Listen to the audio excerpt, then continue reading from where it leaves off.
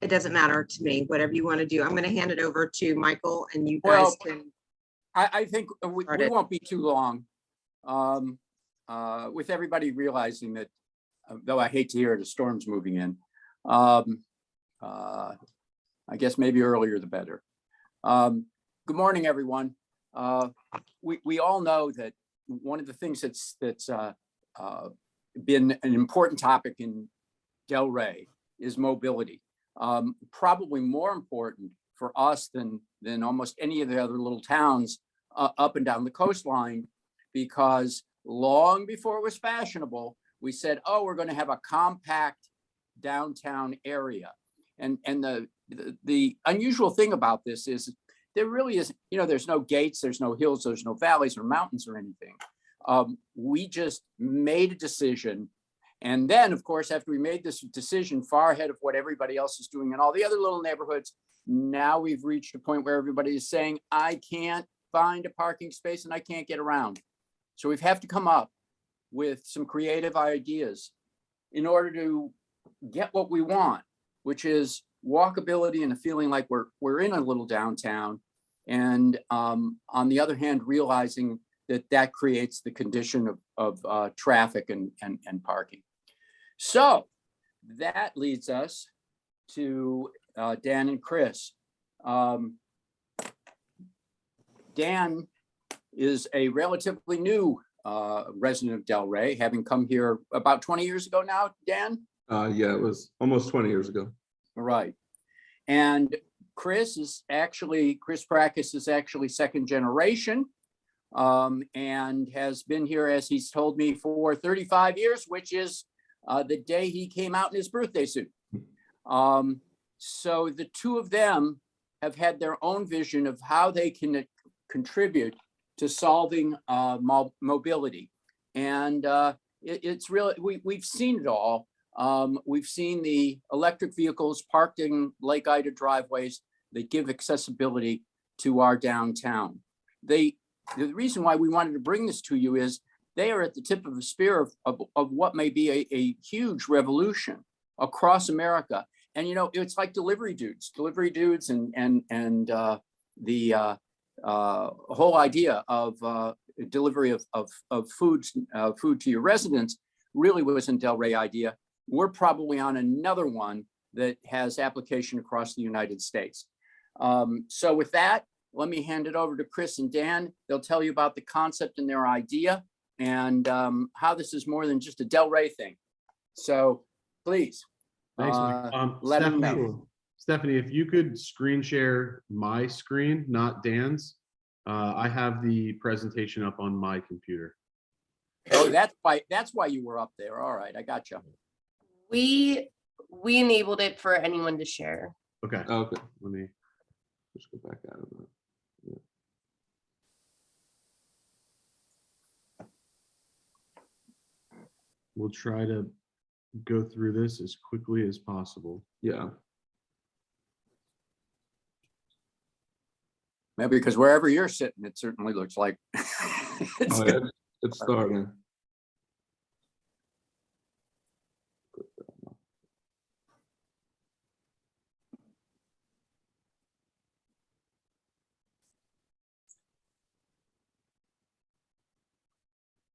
Okay.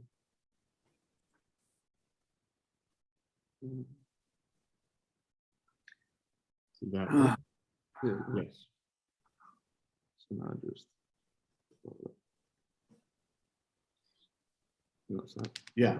Okay, so our entire presentation today is going to be about integrating low-speed vehicles with zero emissions into Delray Beach, what is known as the most fun small town in America.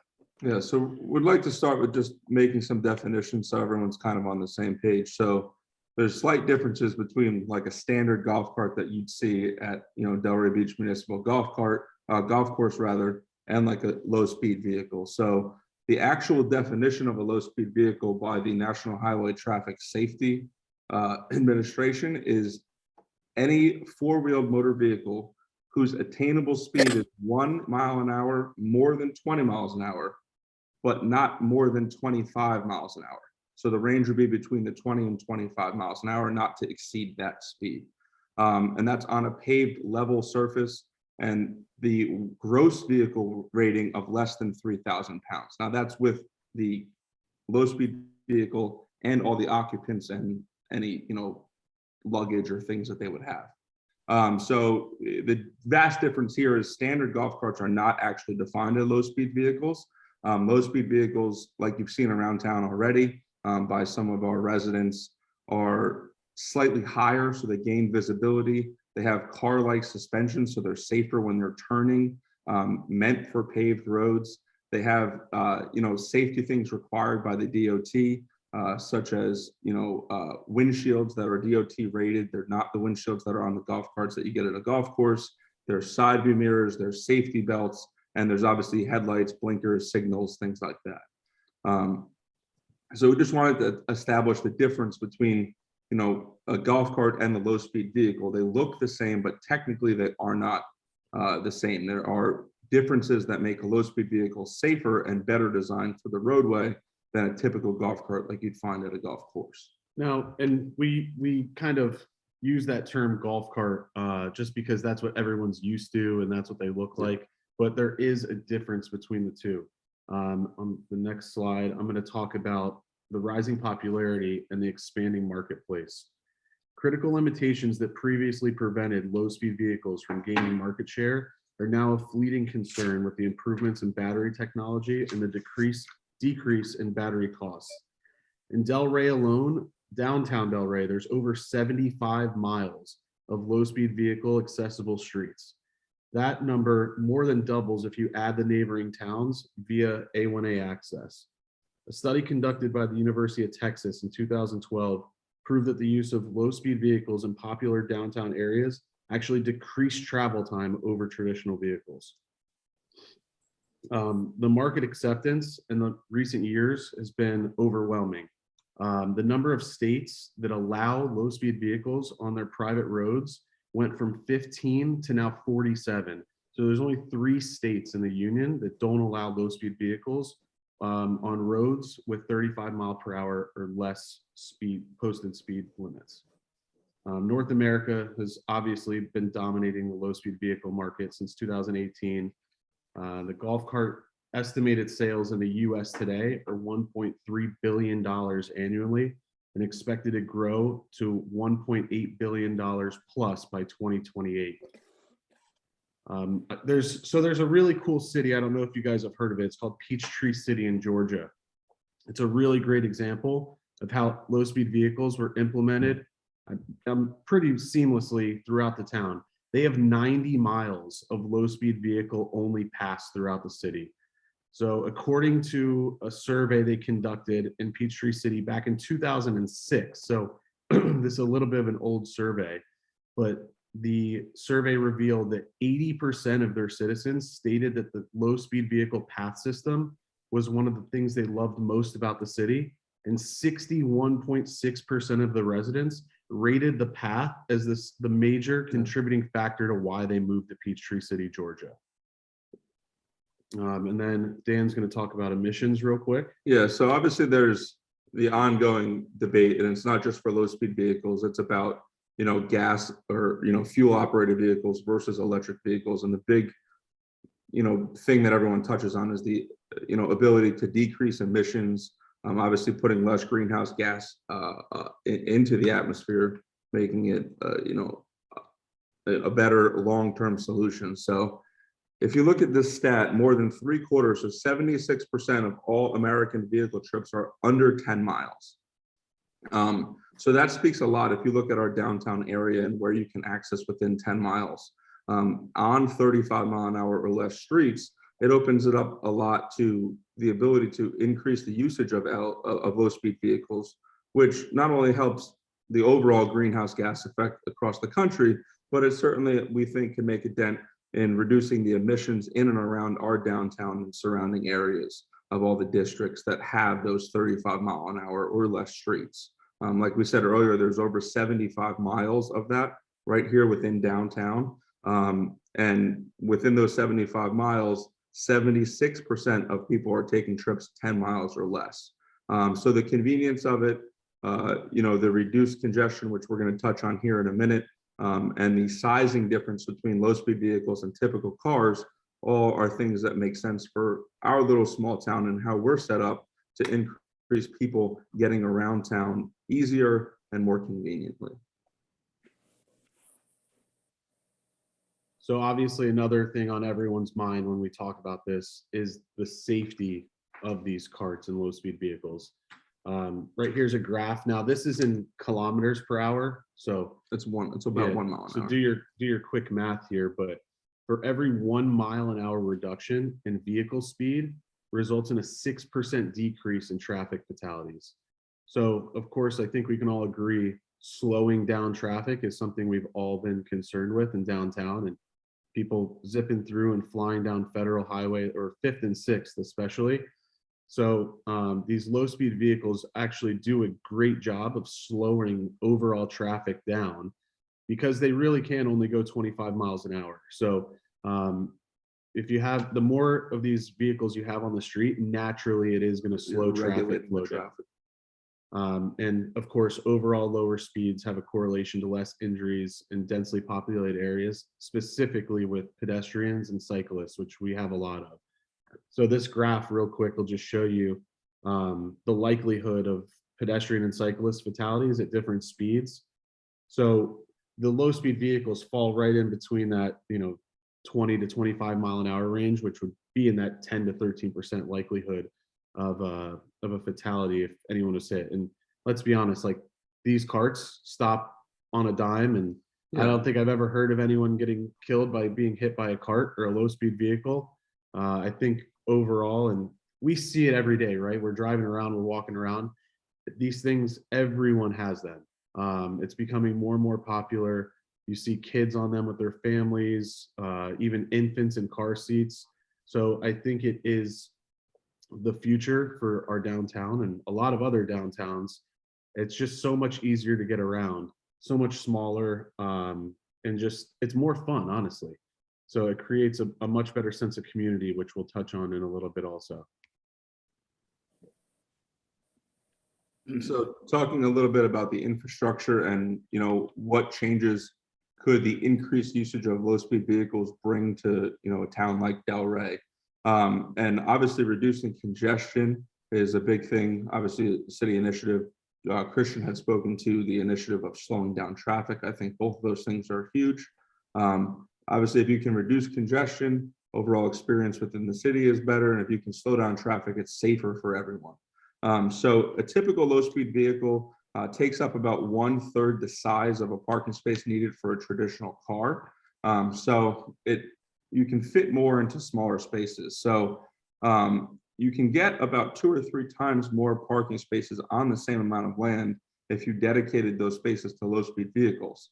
I know currently around town, I believe there's 3 or 4 dedicated locations for golf cart parking, as we call it in downtown.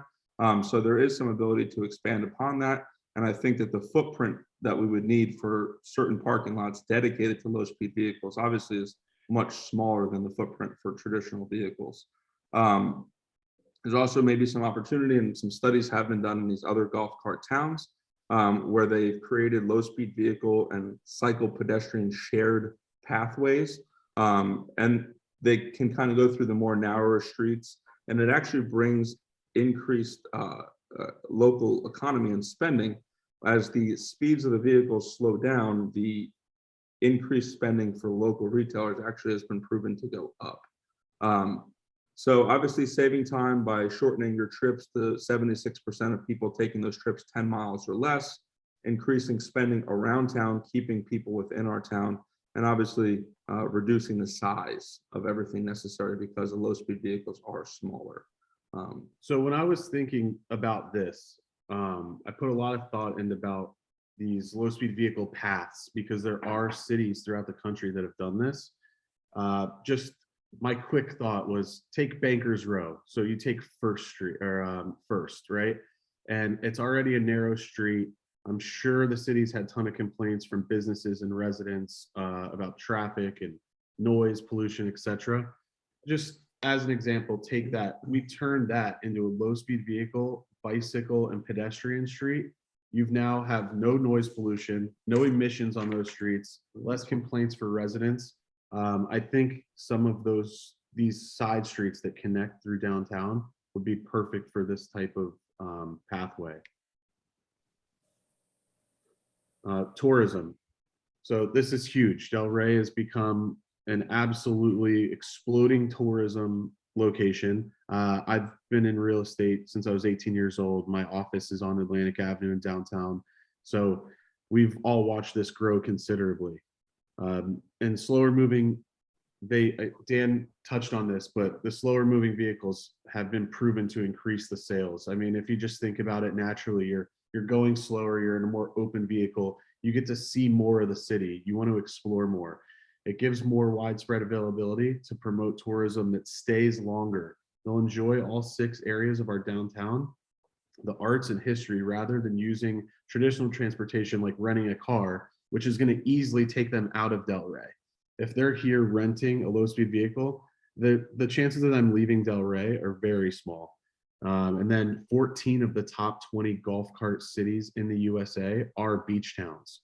So I think we could easily, with some planning, be on the top of that list. So I wanted to touch also on the sense of community. So Delray has obviously developed its own golf cart community just naturally. We've become a really popular spot for this, and the golf carts and low-speed vehicles really help portray that local village by the sea feel that we all love. It's hard not to drive one of these down the street. Dan's had one, I've had one. It's more fun. It just makes the entire downtown experience way more fun for everyone. I mean, I was at Sandwiches by the Sea the other day, and a family of 6 pulls up on the golf cart, and the kids were just excited to be out on the golf cart. It really helps with those A1A cruises and turning your mundane coffee run into a much better experience.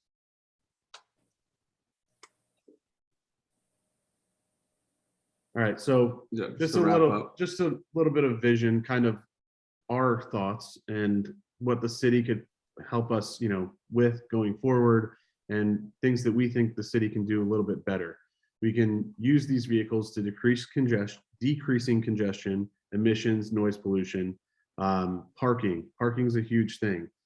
Like we said, we can put 2 to 3 times as many carts and Same spots space. in the same space. I don't think there is enough parking for these vehicles.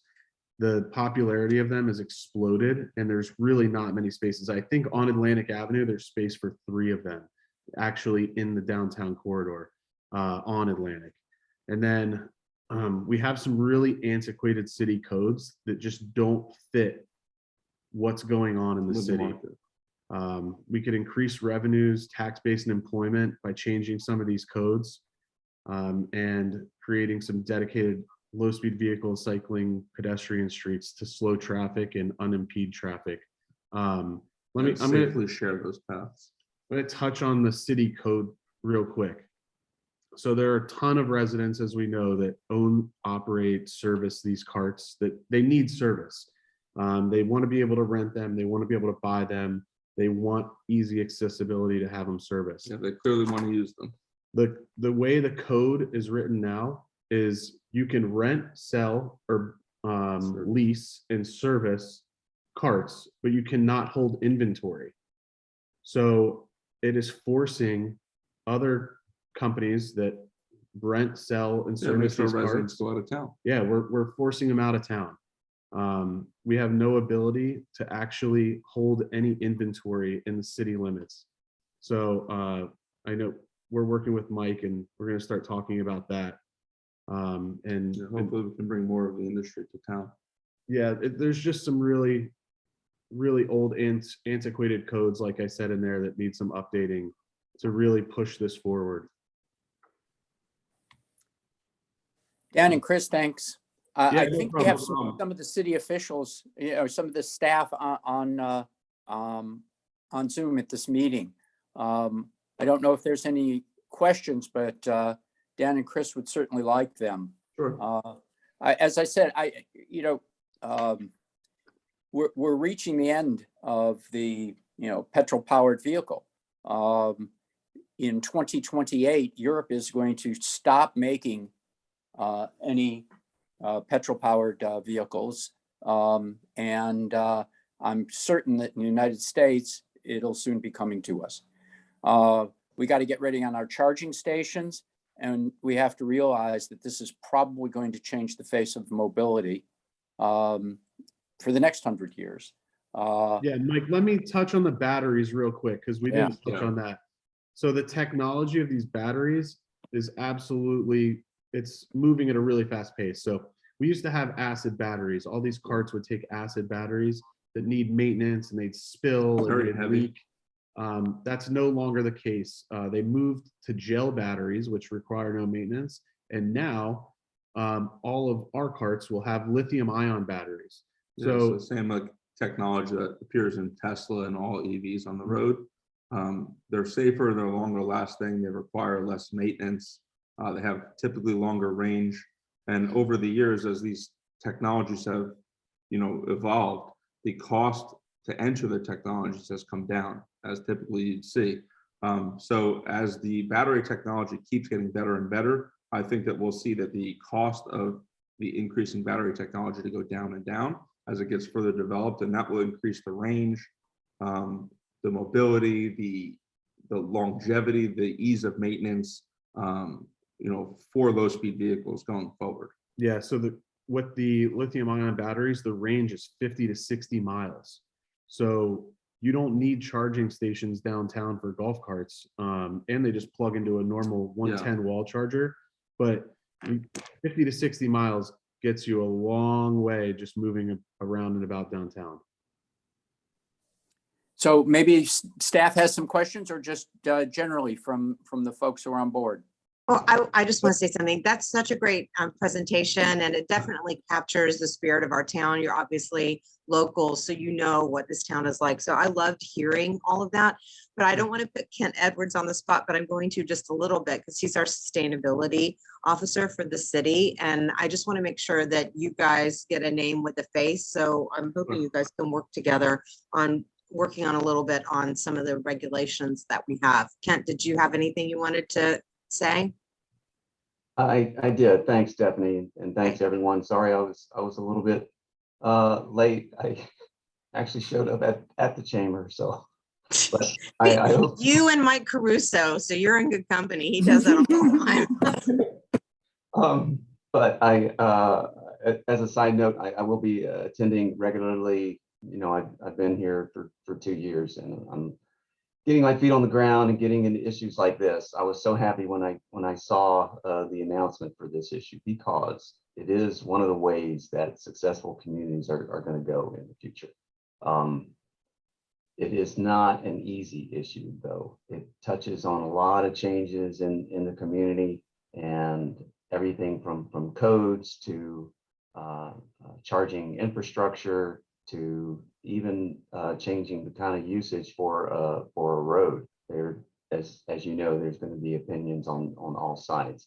But if we can address these things cohesively with the community and use data, like the kind of data that you pulled up, and even more recent studies, this is the direction that communities will go. It will eliminate congestion. It will reduce emissions, which is good for our national security and lack of less reliance on oil, but it also makes for a better place to live. You can, in a dense community like this, you can have more people get around more easily, frequent the businesses, and there is more of a sense of community. You ride around in a car and you don't necessarily even see who is passing. One of these vehicles, they go slower. You have an opportunity to interact with the people that you pass by. And unlike the internet, where people are anonymous, you see the people around you. So from my seat in sustainability and really in my long-term work in environmental protection, this is the kind of thing that the community needs to be working on.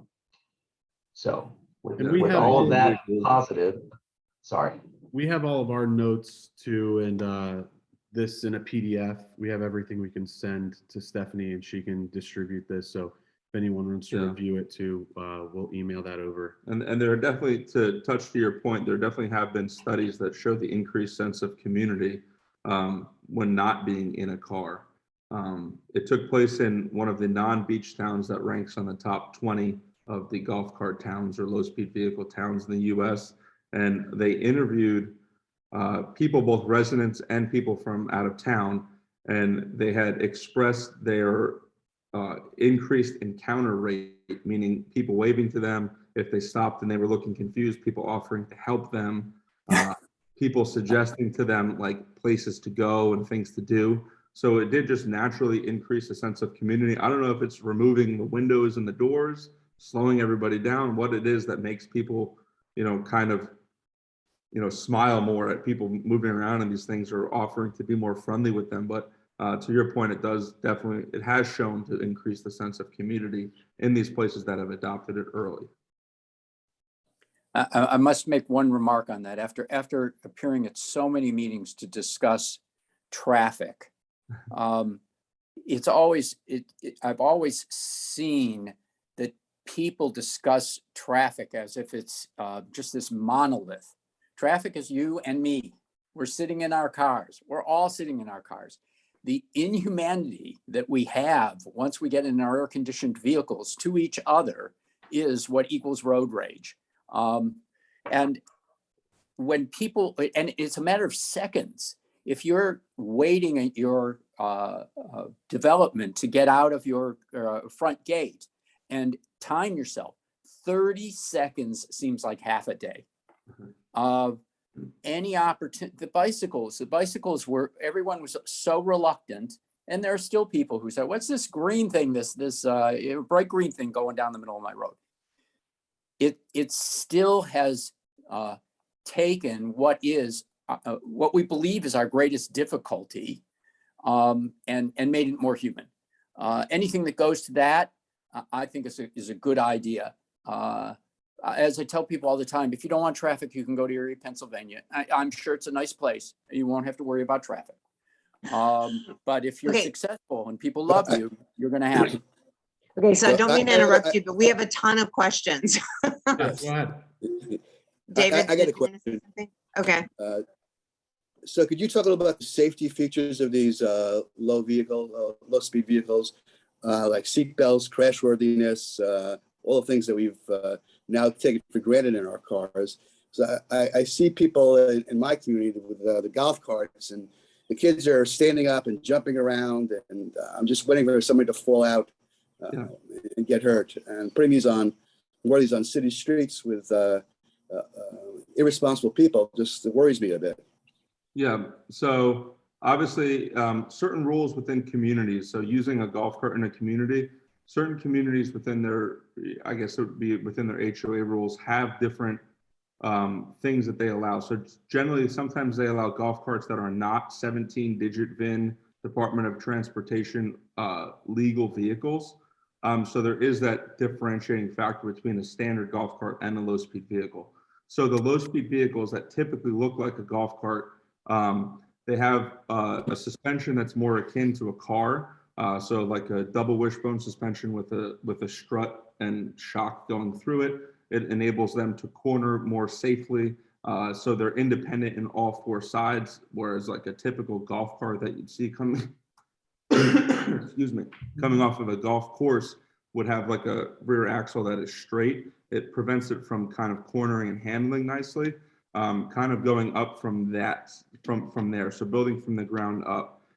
The brakes typically on a low-speed vehicle are a hydraulic disc brake, which is the exact same type of brake system that you'd find in most cars today. Obviously, it would just be scaled to a smaller scale to fit the 15-inch wheel. They do use Department of Transportation approved tires. So as far as keeping building from the ground up. Then when you get into the cart itself or the low-speed vehicle itself, the windshield has to be a DOT approved windscreen. That prevents it from, shattering, possibly hurting the passengers.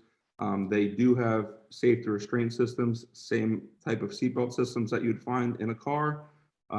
Daytime running lights, tail lights, signals, side view mirrors, rear view mirrors, backup cameras. They typically are just like how Tesla, and I believe it was Prius was the first one of the EVs, they make a noise, they emit a noise when they're moving. so that people around them can be a little bit more aware of them, because typically they have, lower, sound output than a typical vehicle. So the differentiating factor between a lot of what you would see in a community, some of those are standard golf carts that would not be allowed to be operated on the roadways, even if they were 35 miles an hour or less. They simply aren't a registered vehicle. They don't have a 17-digit VIN code that the DMV recognizes as a vehicle, as a low-speed vehicle. So those differentiating factors between the two types of vehicles actually play a really big role in the safety differences.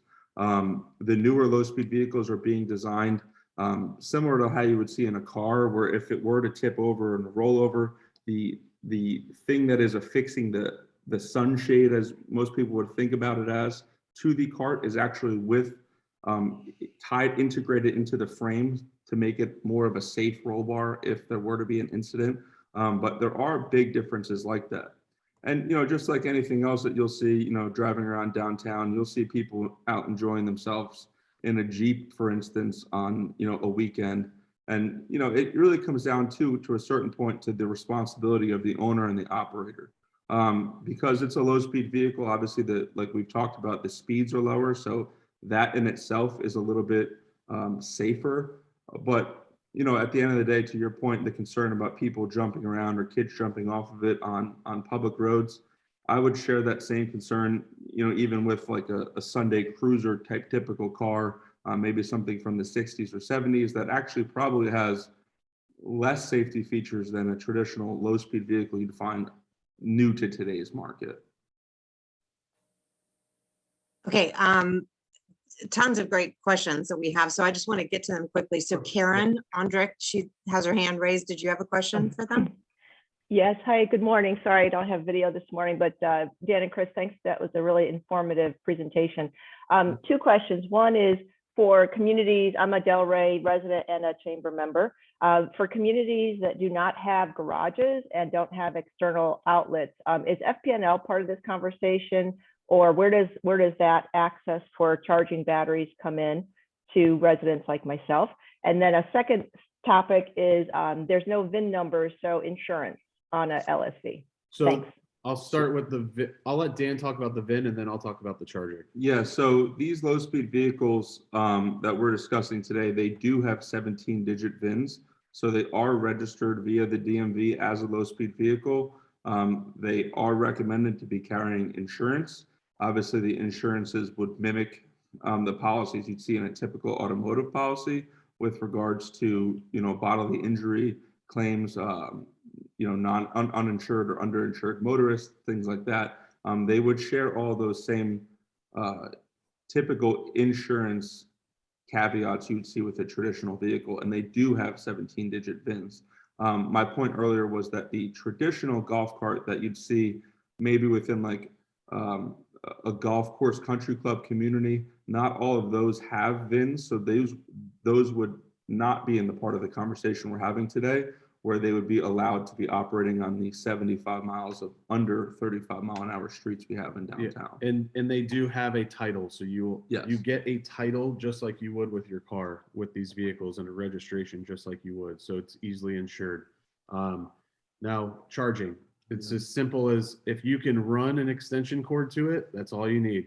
It's a regular 110 volt, like you would plug your toaster oven in, or microwave or TV or any other outlet. So if you can run an extension cord to it, you're charging. And with the lithium ion batteries, the charge time is now less than 6 hours, some of them 4 hours, 5 hours. So within 4 to 5 hours, you have a full charge and you're ready to go 50, 60 miles again. So charging isn't a large concern with these, as it is with a Tesla with a 220 volt, and you have to have a certain charger and you have to go to a certain place to charge. If you can plug it in, you're charging. Yeah, it's a lot less involved to get these recharged. Thanks for the clarification. No problem. Ken, I saw you raising your hand. Did you want to say something? You have a couple questions in the chat too. Yeah. So to the chat, can we talk about the emissions? Are the LSV subject to the Clean Air Act emissions or not? So there was some research that we had done that showed, it was earlier, it was like something I saw from, I believe 2009 or 2011. And it was speaking to like some tax rebates that you would get if you purchased a low-speed vehicle, which I think ties into that Clean Air Act stuff. And I don't know if that has changed specifically in the low-speed vehicle category. Christian and I do have a colleague that we can consult on that would know for sure, and we can definitely get back to you on that. Okay, and that, I mean, from my chair, and I'm thinking long-term, and you know, the steps that we take in the near term leading to that goal are important. If emission standards apply to these, then it goes to the engine design. And I mean, do you know if it has a catalytic converter on it? Oh, no, these are fully full- electric. Fully electric. So there is no combustion that occurs. So the Okay. motors, yeah, the motors that run these electric vehicles or LSVs, a lot of them are being designed and use some technology coming out of Toyota that run in the controllers that regulate the voltage going to the electric motors. But yeah, there's no catalytic converters, there's no exhaust, There's there's no no exhaust. combustion. Zero Okay. emissions. Zero emissions. Because there are, you know, gasoline fueled Yes. models out Yeah. there, So- and that's, I mean, it is a transitional option, because a lot of people, I mean, even talking with my own family, and I have an electric vehicle, it's kind of a hard sell sometimes. So that is an range important part of the discussion, but I'm glad to see that the ones y'all are talking about Yeah, are electric. and to speak to your point, that is a good point. They do make certain models that are gas option. And it really serves for people who are maybe in a little bit more of a rural setting that are worried about the range that they're able to attain with these low speed vehicles. But with the lithium ion batteries and the increasing in battery technology, the range is increasing as well. So with a colleague that Christian and I have that we've partnered with for some of this business, they've expressed to us, and they have inside knowledge from the manufacturers, that if you look at the curve for the past years, if you look at low speed vehicles, electric versus gas, the trend is really starting to shy away from gas completely, down to the fact that like for every 100 that this colleague of ours would sell, that maybe only 5 or less would be gas. You would have a really hard time finding one in inventory. Yeah. If you want a gas LSV, you have to order it. They do not carry them in stock. Yeah, and it's typical of what you're saying. They're louder. They have a slight fuel smell. It's not like a car. It kind of runs a lot differently if you look at how the engine works. So it doesn't recirculate like some of the exhaust. So you leave with a little bit of a lawnmower smell. So people aren't typically interested in purchasing those for those reasons. And with the increase of the technology, there's almost no use for it. You could sooner plug in a lithium ion low speed vehicle, have it fully charged within 6 hours, and that would give you a 50-mile range, especially when you talk about our downtown area specifically, because it's very level. The most elevation change you could possibly get would be going over the Atlantic Ave Bridge. Otherwise, it's paved, flat, level, and the range really is pretty standard. Great. And So, We're running out of time. We're totally running out of time. So let me just ask quick questions that are in the chat. Yeah, we'll So go quick. how can they contact you? Because there seems to be a lot of interest. I think we're going to have to set up another episode with you guys at another forum. And Kent might be interested in talking with you for our sustainability event coming up soon. So how do we contact you? So we'll distribute to you after the call. We'll just send you our emails, and you can feel free to send over any questions that you have. If you'd like to set up further meetings, Christian and I are obviously always in town. We're available. We'd be happy to meet and speak with any one of you. You can look at our website. It's coming soon, so there's just a landing page there. But after that, we will have that fully built out and functional before the end of summer. And, we're available anytime. You Okay. can have our cell phones or email addresses. We'd be happy to share them with you, and then you can distribute if you Okay, like. you can put them in the chat quickly. That would be helpful so people can see it. Also, is this a franchise opportunity? Not right now. Not yet. Okay. And what's the cost of an LSV? So they vary. They They vary. can go from 15,000 to 40,000. Yeah. It just depends how crazy you want to customize it, the manufacturer, the type of battery you decide on using. So there is a wide range. I will tell you that normally you're going to be about $20,000, give or take. Okay, that's good to know.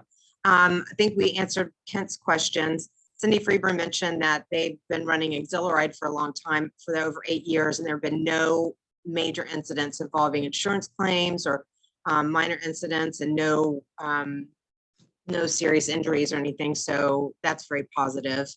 And so thank you for putting your information in the chat, your phone number for Christian. That's great. But we have to get to our city partners quickly because this is the second month in a row that we've run way over. But Kent and Dan and Christian, you guys probably need to team up for Sustainability Month. So Kent, do you want to just talk quickly about that? And then we have to go to Sarah Maxfield immediately because I know you guys have to get off this phone. Yes, just very briefly, we are majorly planning for climate and art. It's being moved to the first week of September, and we're trying to broaden that audience and the partners. So all kinds of topics, and this would be a great one to include in that. So I'll be reaching out, and to other business partners in the community, going to be reaching out to them too. Really hoping that climate and art this year is very broad experience. So more on that soon. Yeah, we're going to feature you on an upcoming government affairs, but it's September 2nd and 3rd, correct? September 2nd and 3rd, yes. Okay, so we'll hear more about that from Kent. Sarah Maxfield, I know you have to run. Do you want to give a quick update? Sure. 3 quick things that I thought this group would like to hear about. One, the RFP for point-to-point transportation that CRA currently runs, that's called Freebie. The city put that out, and the RFP has closed, and so we're moving towards technical evaluations and interviews. That service, the city is poised to take over and expand the footprint a little bit more, which the CRA couldn't do because they have their boundaries they have to stay within.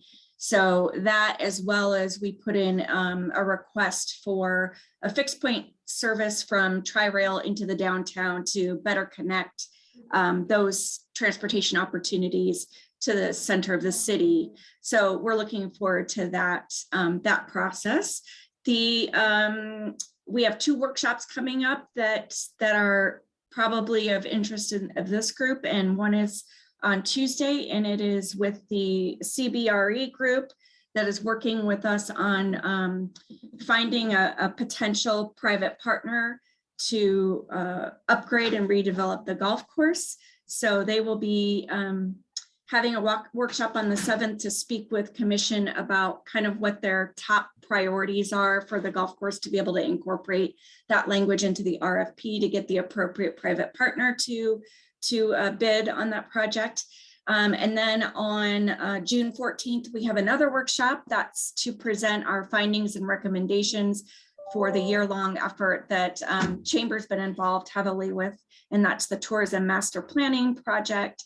So we will be presenting information to Commission to get feedback and finalize that actual master plan for hopefully adoption. So those are kind of my 3 top big things going on right now.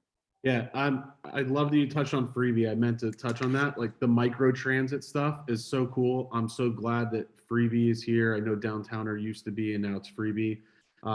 That first mile, last mile is really important, especially when connecting mass transit to the local downtown area. So I'm sure that'll get worked out again. And I've used Freebie myself downtown. Me too. Elizabeth, I asked, do you have a planning and zoning update? One second. Caught me off guard. You can share your screen if you want to. That's easier. Here it is. I don't know that I know how to share my screen on here, but I will send this to you guys. We did have a class 5 application, so that's a brand new development for a 4-unit multifamily residential structure. It's on 731 South Swinton Avenue. There's a little picture of that on my handout, and we got a conditional use application for a dog daycare, and boarding facility out on North Congress Avenue. It's a large one. It's a 12,358 square foot business. So that was really all of the new submissions that we had. We're still very busy with resubmissions and whatnot, but those were the new submissions that we had last month. So I'll send this over to you guys in the chat. Great. Renee, you've been waiting patiently. Do you want to chime in? Here. With this, right? Okay. Hi, sure. Good morning, everyone. So tomorrow we're canceling the Green Market and Craft on the Ave because of the weather. So you'll see posts about it on Facebook. So please share it. Make sure, just want to make sure you get the word out about that. We're considering to close the Arts Warehouse too. I'm not quite sure. We get some good traffic on Saturday, but if it's going to be bad weather, we might just close that as well. So look out for updates about that. We have our board meeting, and that is going to be this Wednesday at 4 p.m. at the Arts Warehouse. We're starting to talk about our budget for next fiscal year. A lot of our projects are already in motion, but I think we're going to maybe be talking big picture concepts, about what we're looking for in the future. Of course, housing, infrastructure, all those key ones are still, there, but we just wanted to start that conversation kind of on a big picture level and then narrow into the projects probably in the next couple months. And also Juneteenth is coming up. We were part of a couple of different community groups that were talking about Juneteenth activities, but we kind of said that there's so much going on, even starting before the actual Juneteenth day, that we put together a flyer to kind of assist in that initiative to help people, guide people around so that, people can say, oh, I didn't know this or didn't know where to go. It's all in a roadmap that we created. The link is live on our website, and it just went out in our newsletter. So with that, we have Author Speak happening. That's a partnership with Spady and Arts Garage, where we're featuring authors talking about all different types of, racial matters. And the book that we're featuring June 16th at the Arts Garage is Simone Brown. She wrote a book called Black Matters. So please check that out if you can. Also, we have a ribbon cutting coming up for Conch Cravings. This is a local business that just started up on North Federal Highway. The address is 1191 North Federal Highway. So if you have time, it's going to be at 4 p.m.